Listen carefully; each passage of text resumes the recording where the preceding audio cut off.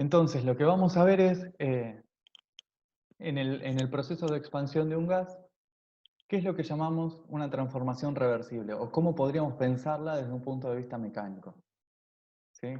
Entonces, a lo largo de estas filminas vamos a hablar de distintos tipos de procesos que llevan al gas desde un volumen hasta otro para llegar a lo que llamaríamos la transformación reversible. Entonces, imaginemos que tenemos eh, un mol de un gas, como dice acá, que se confina a un recipiente cilíndrico de una altura, ¿sí? O sea, está en un recipiente que tiene un émbolo. La tapa superior es un pistón que por sí solo ejerce una presión de una atmósfera. Sobre este pistón se colocan 2000 pesitas idénticas, de forma que la presión total, sumadas las pesitas y el pistón, es de 2 atmósferas. El sistema se halla en contacto con una fuente térmica a una temperatura de 300 Kelvin y por simplicidad en el exterior se ha hecho vacío.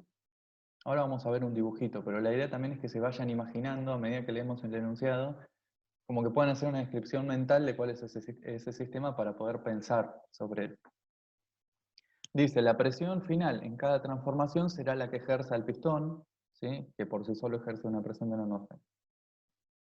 O sea que vamos a llevar el sistema desde la condición en la que está a una determinada presión, ¿sí? De 2000 pesitas, o sea una presión total de 2 atmósferas, vamos a llevar ese sistema a a una situación final en la que solo está la única parte que ejerce presión es el pistón, o sea que la presión final va a ser de una atmósfera. Lo que va a cambiar es cómo lo vamos a hacer, ¿sí? Con el sistema en esas condiciones, como dice acá, se realizan los siguientes procesos. En todos los casos se parte siempre de las mismas condiciones iniciales, o sea, las 2000 pesitas. En un proceso vamos a retirar todas las pesas y liberar el pistón, ¿sí? Todas juntas. En otro vamos a retirar la mitad en una primera etapa y luego las restantes, ¿sí? En otra vamos a retirar un cuarto, luego un cuarto, luego un cuarto y finalmente el cuarto restante. Y así sucesivamente, para analizar cómo es el trabajo que realiza el sistema para llegar entre la situación de 2 atmósferas y la de una atmósfera, pero a lo largo de lo que podríamos llamar distintas trayectorias o distintos caminos. Y como dijimos, vamos a comprobar que el trabajo que realiza depende del camino, ¿sí? Para calcular el trabajo en cada etapa, bueno, vamos a realizar, perdón, el cálculo del trabajo en cada etapa y relacionarlo con el área debajo de un diagrama presión-volumen. Este tipo de diagramas nos va a resultar muy útil para hacer comparaciones entre procesos. Y la idea es que puedan representar muchos de los procesos que estamos pensando, que describimos, por ejemplo, de esta manera en un enunciado, que puedan traducirlo a lo que sucede en un diagrama presión-volumen, ¿sí? Y finalmente lo vamos a comparar con lo que correspondería a un proceso que llamaríamos reversible. Que se imaginan si estamos pensando que el proceso reversible es un proceso en que todo el tiempo está en equilibrio y que ocurre a lo largo de pasitos muy cortos, bueno, podríamos llamar proceso reversible al que lleva al sistema desde 2 atmósferas a una atmósfera, sacando, por ejemplo, a las pesitas de a una, ¿sí? Este podría ser una situación análoga a un proceso reversible, o que se parezca mucho. Entonces vamos a empezar a hacer los cálculos para las diferentes situaciones. Primero, en un diagrama presión-volumen, bueno, este podría ser, como está acá,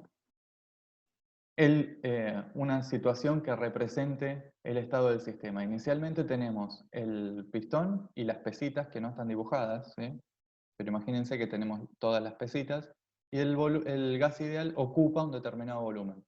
Cuando saquemos todo y la presión se reduzca a la mitad, el volumen final que ocupa el gas va a ser el doble, ¿no? Entonces, en un diagrama presión-volumen, el sistema estará en un punto por acá que corresponde a 2 atmósferas y un determinado volumen. La situación final va a corresponder a una atmósfera y un determinado volumen final, que sería el de este lado, ¿no? Ahora, si se retiran todas las pesas, que es lo que quiere marcar este diagrama, ya las pesas no están y lo que ocurre es esta transformación espontánea, ¿sí? E irreversible en nuestro sentido, en el sentido que habíamos definido. cuando el sistema se expande desde este volumen hasta este volumen, en el medio no está en equilibrio. ¿Sí? Sí, está caracterizado la situación inicial y la situación final. La temperatura sabemos que es la misma, porque dice que en todo el tiempo el sistema se encuentra a 300 Kelvin, pero en el medio la situación no es de equilibrio para el gas. ¿Sí? Entonces, en ese sentido, la transformación es irreversible. Ahora observemos que cuando el sistema se expande, lo hace siempre contra una presión externa que es constante. Es la presión que ejerce solo el pistón, o sea, de una atmósfera. Entonces, este proceso correspondería a la expansión de un sistema contra una presión externa constante. Ya vimos cuál era la expresión del trabajo en ese caso. ¿Se acuerdan que yo podía calcular el trabajo siempre como menos la presión externa por el diferencial del cambio de volumen? Si la presión externa es constante, el trabajo, bueno, reservamos el signo menos de este lado, pero va a ser menos la presión final por el cambio de volumen. O la presión externa sería acá, que corresponde a la presión final. ¿Sí? Como vimos en algún problema, numéricamente ese trabajo corresponde al área del rectángulo que tiene altura, la presión externa, y de ancho o de base, el cambio de volumen. Entonces, numéricamente, el trabajo que realiza el sistema corresponde al área que está marcada acá como A. Ahora analicemos qué pasa con el trabajo que realiza el sistema cuando en lugar de hacer la transformación en un paso, lo hacemos con un paso intermedio. Lo que sugiere el problema es que se sacan la mitad de las pesitas, entonces la presión en el primer paso contra la que se expande el sistema sería de 1,5 atmósferas, y finalmente el sistema se vuelve a expandir ahora entre 1,5 y 1 atmósfera. ¿Sí? Por ser un gas ideal, sabemos que en esta situación si en esta situación se expande un determinado volumen, en la siguiente se expande, el aumento de volumen es el doble, ¿no? Por los cambios de presión que tenemos y porque es un gas ideal. Entonces, en la primera etapa, se expande contra una presión externa de 1,5 atmósferas. El trabajo va a corresponder, numéricamente, corresponde al área de este rectángulo ahora, ¿sí? Que tiene de altura 1,5 y de ancho de la base el cambio de volumen. Y finalmente realiza otro trabajo en la segunda etapa que corresponde a la expansión contra una presión externa de 1 atmósfera. Y dijimos que ahí el trabajo se puede asociar por el área de este rectángulo, que llamamos A2, que tiene altura 1 atmósfera y de ancho o de base el cambio de volumen. ¿Sí?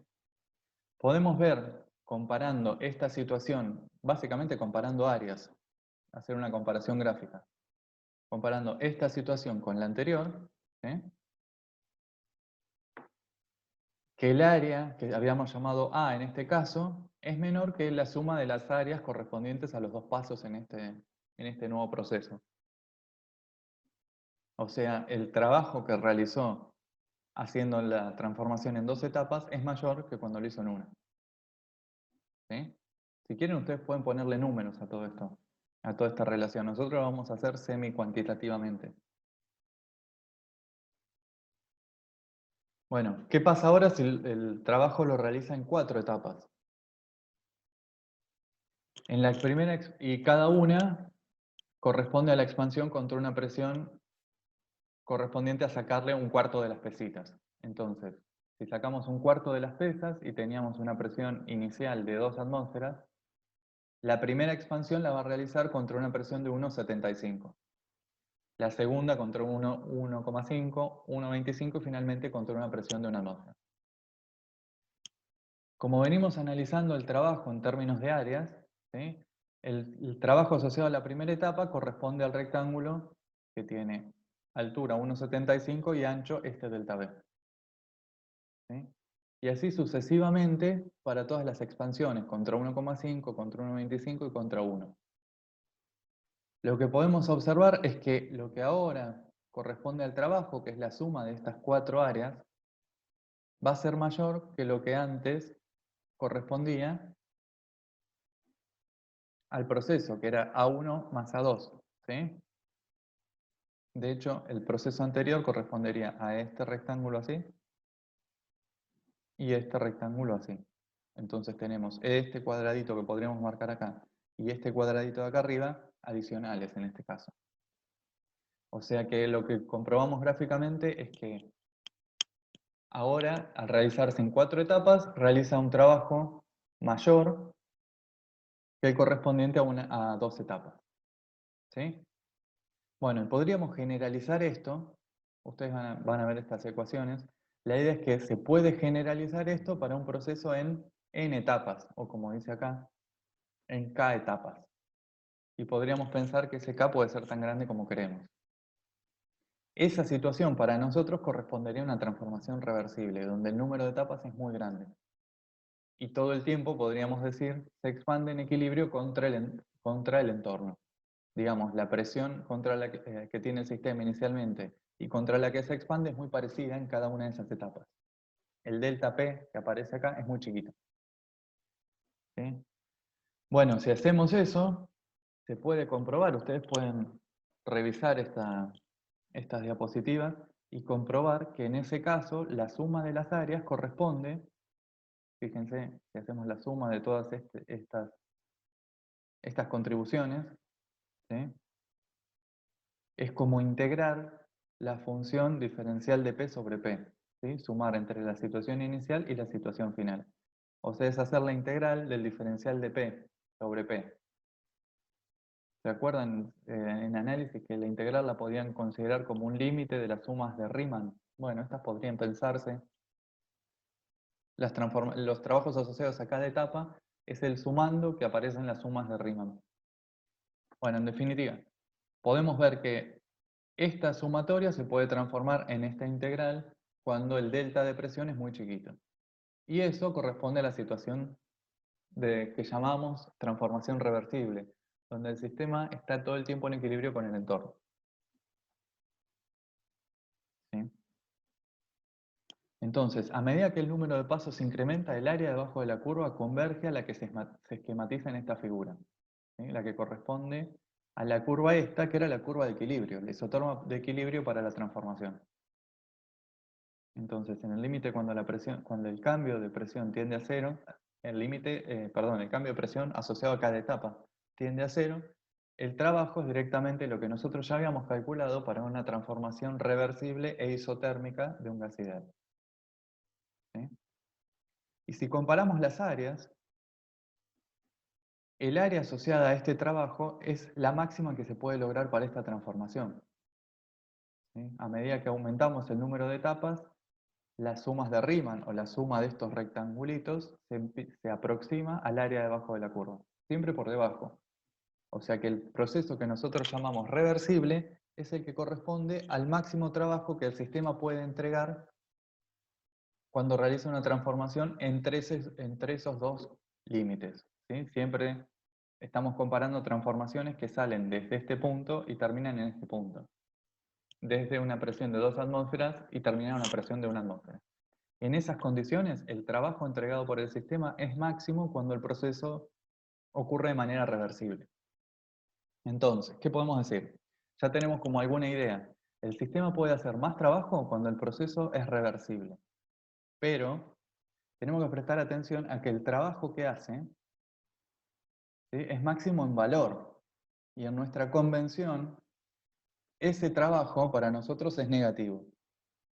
Entonces, esta conclusión a la que llegamos para un caso particular, pero que vamos a ver después, es una conclusión general. El trabajo involucrado en un proceso es máximo cuando el proceso es reversible. En realidad, por la convención de signos que nosotros usamos, puede generalizarse escribiendo esta desigualdad. El trabajo reversible es menor que el trabajo irreversible. ¿Sí? Menor ¿por qué? Bueno, porque por ejemplo en este caso puede haber hecho menos, el trabajo podría ser menos 100 kilojoules. ¿Sí? Y en esta podría ser menos 98 kilojoules. Y en este menos 96 kilojoules. ¿Sí? Pero teniendo en cuenta el signo, entonces el reversible es más negativo que el irreversible, por lo tanto teniendo en cuenta ese signo en nuestra convención, podemos decir que es menor. ¿Sí? Con esta conclusión a la que llegamos, está bien, habiendo analizado un único ejemplo, pero créanme que que vamos a mostrar más adelante que es una conclusión general, podemos resolver el problema 9 del seminario. Saltamos algunos. Fíjense lo que nos dice. Dice, un sistema se somete a dos procesos diferentes, entre los mismos estados inicial y final. En uno de ellos, esto es importante, ¿sí? El sistema va de un punto al otro, por dos caminos, dos procesos, pero el estado inicial y el final son iguales. En uno de ellos, el calor es menos 100 kilojoules y en el otro, menos 60 kilojoules. Además, se sabe que uno de los procesos es reversible y el otro es irreversible. Y lo que nos pide es, dice, discuta cómo asignar estos calores a cada proceso. O sea, lo que nos está pidiendo es, cuando fue reversible, ¿el calor será de menos 100 o de menos 60? Podemos pensar eso usando el resultado anterior, de que el trabajo reversible siempre es menor que el trabajo irreversible. ¿Sí? Entonces, podemos plantear, por ejemplo, escribiendo la primera ley para la transformación reversible, el delta U, y yo le puse acá abajo reversible, va a ser un calor más un trabajo reversible, cada uno. Y para la transformación irreversible también. Podríamos pensar que es un calor que vamos a llamar irreversible y un trabajo que vamos a llamar irreversible. Como estuvimos discutiendo, estos calores y estos trabajos en uno y otro proceso no necesariamente son iguales, porque no es función de estado. Pero ¿qué pasa con el cambio de energía interna? Si va de un punto al otro, no importa cómo fue. ¿Sí? Podríamos pensar en el gas ese que teníamos antes. Si va de este punto a este otro punto, el estado inicial y el estado final del sistema, no importa cuál sea el camino que recorra, si lo hace en infinitas etapas, en 2, en 4 o en 8. ¿Sí? Entonces, el cambio en las funciones de estado va a ser el mismo. U, dijimos, la energía interna es una función de estado, va a depender solo del estado inicial y el estado final. Entonces podemos escribir que el cambio de energía interna, cuando el proceso que llevó del punto inicial al final fue reversible o cuando fue irreversible, es el mismo. Y eso nos permite escribir una relación entre estas sumas. ¿Sí? El calor más trabajo del proceso reversible tiene que ser igual a lo correspondiente para el proceso irreversible. Y además sabemos una relación, que es la que aprendimos recién. El trabajo reversible es siempre menor que el irreversible. ¿Sí? Entonces, algo que podemos hacer es, para analizar cuál de los calores es el reversible y cuál no, es reescribir, pasar, por ejemplo, este trabajo irreversible de este lado y correspondientemente este calor de este lado, restando, ¿sí? Para escribir esta igualdad. Y sabemos por la relación anterior que esta diferencia, trabajo reversible menos el irreversible, es menor que cero. ¿Sí? Eso nos permite escribir ahora, tener en cuenta una relación entre los calores. Fíjense que de acá surge directamente que el calor irreversible es menor que el calor reversible. ¿Sí? La misma conclusión que teníamos para los trabajos la podemos pasar a los calores. Fíjense que ahora irreversible y reversible están como cruzados, ¿no? Los rotulitos.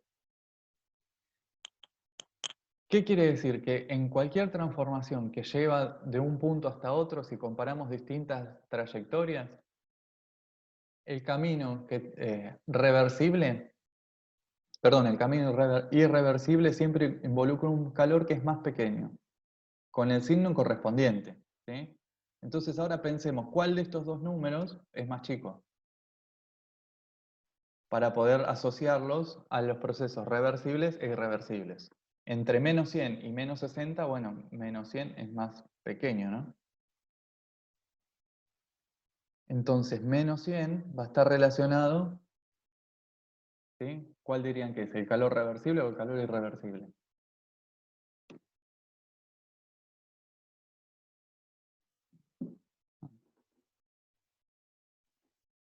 A ver en el chat. El irreversible, claro, sí. Entonces, como este resultado es más negativo que este otro, o sea, es un número menor, podemos asegurar que el de menos 100, es el que corresponde al proceso irreversible. ¿Sí? Entonces podemos usar esta relación, a la que vamos a volver cuando veamos segundo principio. ¿Sí? Nosotros vimos de una manera intuitiva ahora esta relación entre los trabajos que nos permitió obtener esta, pero vamos a ver que esta relación también es general y es la base de la segunda ley de la termodinámica. O podemos asociarla con la segunda ley. ¿Sí? Ahora pensemos en este proceso desde un punto de vista cualitativo. ¿Sí? El sistema va de un punto al otro e intercambia cierta energía, sufre un cambio de energía interna. Ese lo puede hacer, esa transformación de energía interna la puede sufrir intercambiando calor o trabajo, energía como la forma de calor o como la forma de trabajo. ¿Sí? En la transformación de un Q de menos 100 kilojoules, quiere decir que el sistema perdió 100 kilojoules, ¿sí?, de energía en la forma de trabajo. Y en para realizar el mismo proceso, perdió 60 kilojoules. ¿Sí? Entonces, en este proceso, en el que perdió más como calor, pudo perder menos como trabajo. ¿Sí?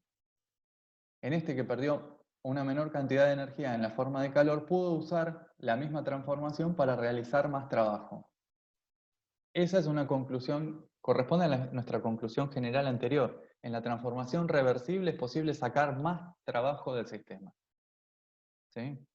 Y vamos a volver a esta relación, acuérdense de esta cuando veamos máquinas térmicas un poco más adelante. Porque a veces hay dispositivos de los que nos interesa sacar energía bajo la forma de trabajo. ¿Sí? Lo que vamos a llamar máquinas térmicas. Bueno, entonces acabamos de decir muchas veces, y lo dijimos la clase pasada también, es que la energía es una función de estado, la energía interna. Lo que vamos a ver ahora es qué implicancias tiene saber que la energía interna es una función de estado. ¿Qué implicancias matemáticas o de relaciones tiene? ¿Sí? Podemos escribir antes una expresión general para el primer principio. Dijimos, el diferencial para cambios infinitesimales, el cambio de energía interna del sistema va a estar asociado a la interacción del sistema con el entorno, mediante dos tipos de procesos, calor y trabajo. Y ya hablamos de que a veces nos va a resultar conveniente separar a ese trabajo en un trabajo de expansión, o sea, un trabajo de cambio de volumen, y lo que vamos a llamar un trabajo extra, o sea, todos aquellos que no son de cambio de volumen, que vamos a ver más adelante podría ser un trabajo químico, eléctrico, de superficie. ¿Sí? Pero nos interesa separarlo porque muchas veces nos vamos a restringir a sistemas donde no aparece esta contribución y va a ser fácil eliminarla. ¿Sí? Entonces, de entrada nos va a convenir poder separar estas dos contribuciones del trabajo. Entonces, el cambio de energía interna está asociado a la interacción a la intercambio bajo la forma de calor y la forma de trabajo. Entonces, de acá podríamos escribir, por ejemplo, despejar cuál es el cambio infinitesimal de trabajo asociado a una transformación. Además vimos, esta relación la vamos a volver a usar, ¿sí?, que es despejada de la primera ley. Vimos que el cambio de energía interna a lo largo de un ciclo va a ser nulo, porque la energía interna es una función de estado. Y que para una transformación que va de A a B, si yo conozco cuál es la energía interna del estado final y la energía interna del estado inicial, el cambio de energía interna va a ser directamente esa diferencia. ¿Sí? Y va a corresponder a la suma del calor más el trabajo asociado a esa transformación.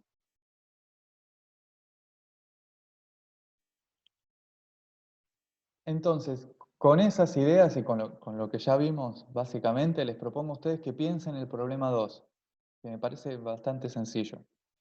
Por un lado es para repasar algunas nociones de sistema cerrado, aislado y abierto, porque les dice analizar y discutir en cuál de los siguientes sistemas se conserva la energía interna para cualquier tipo de proceso.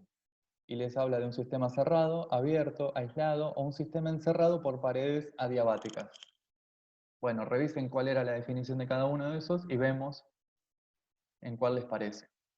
Y por otro lado, la parte B del enunciado les dice un mol de vapor de agua inicialmente a 200 grados y una atmósfera de presión experimenta un proceso cíclico para el cual el trabajo es de 145 joules.